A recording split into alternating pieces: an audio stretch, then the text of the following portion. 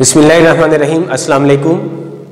आज के लेक्चर में बेटे हम पढ़ेंगे stress strain curve, yield point and elastic limit. आज का लेक्चर आपने शॉर्ट के लिए तैयार करना है। इसमें चंद डेफिनेशन और कुछ एमसीक्यूज टाइप क्वेश्चंस हम तैयार करेंगे। अगर हमारे पास कुछ सॉलिड हो और हम उसकी मैकेनिकल प्रॉपर्टीज़ को स्टडी करना चाहते हों तो हम उसका स्ट्रेस स्ट्रेन कर्व ड्रा करते हैं।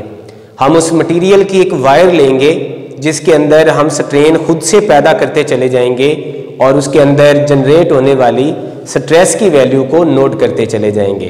फिर हम स्ट्रेस और स्ट्रेन के दरमियान ग्राफ ड्रा करेंगे।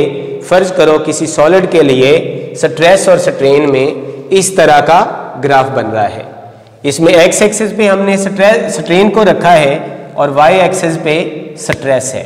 आप देखो शुरू में जो ग्राफ है वो सीधी लाइन है और फिर उसके बाद ऐसे कर्व्ड हो गया है। O से लेके A पॉइंट तक ग्राफ सीधी लाइन है। इसका मतलब स्ट्रेस स्ट्रेन के डायरेक्टली प्रोपोर्शनल है। इसको हम बोलते हैं हुक्स लॉ। तो Hooke's law is stated as stress is directly proportional to strain if stress is not too large. अगर स्ट्रेस बहुत ज्यादा ना हो तो स्ट्रेस स्ट्रेन के डायरेक्टली प्रोपोर्शनल रहती है। इसको हम हुक्स लॉ का नाम देते हैं। तो अगर आपसे पूछा जाए हुक्स लॉ कहां तक वैलिड है तो इस पॉइंट तक हुक्स लॉ वैलिड है। इस पॉइंट को हम बोलते हैं प्रोपोर्शनल लिमिट। प्रोपोर्शनल लिमिट वो मैक्सिमम स्ट्रेस है जहां तक स्ट्रेट लाइन प्रोपोर्शनैलिटी मौजूद है, लॉस नहीं हुई।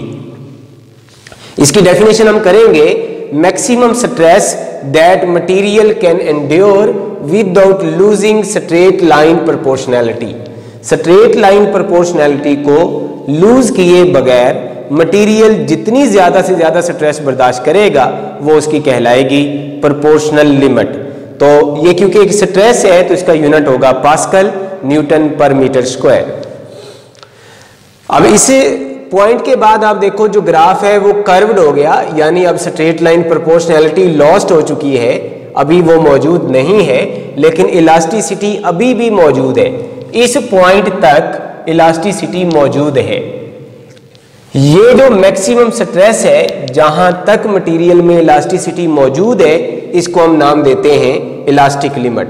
तो इसकी हम डेफिनेशन करेंगे, maximum stress that material can endure without losing elasticity is called elastic limit.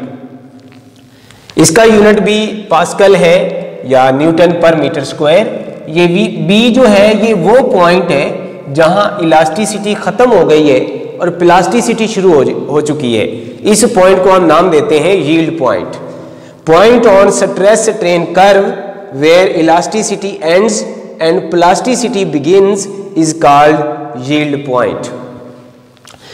इसके बाद आप देखो ये वो सबसे ज्यादा स्ट्रेस है जो मटेरियल बर्दाश्त कर रहा है।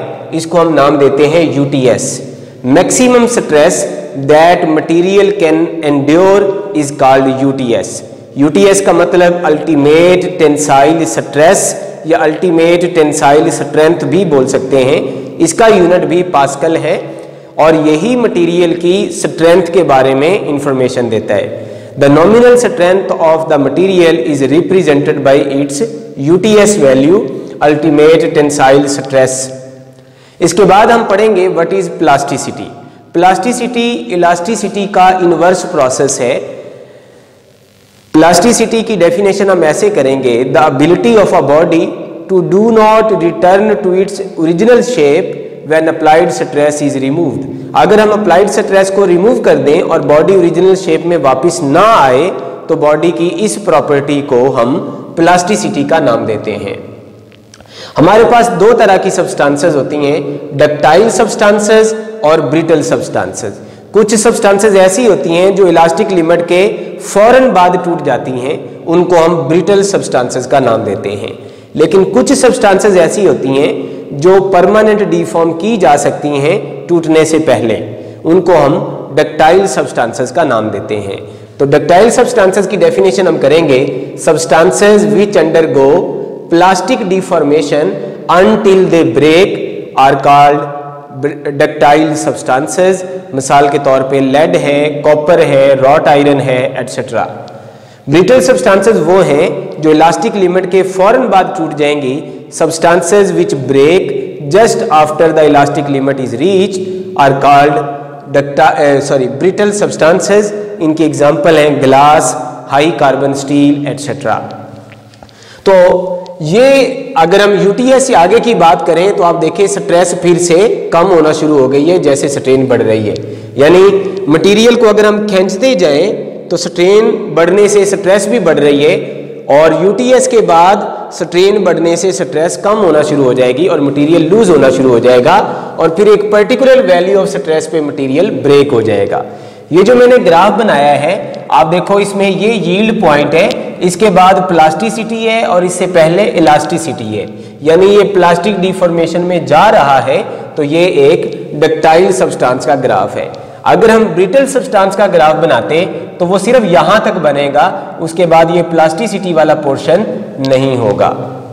इनकी आपको तरतीब भी याद रखनी है। सबसे पहले प्रोपोर्शनल लिमिट है, फिर इलास्टिक लिमिट है, फिर यील्ड पॉइंट है, फिर यूटीएस है, और उसके बाद फ्रैक्चर स्ट्रेस आएगा। Thank you so much. Allah Hafiz.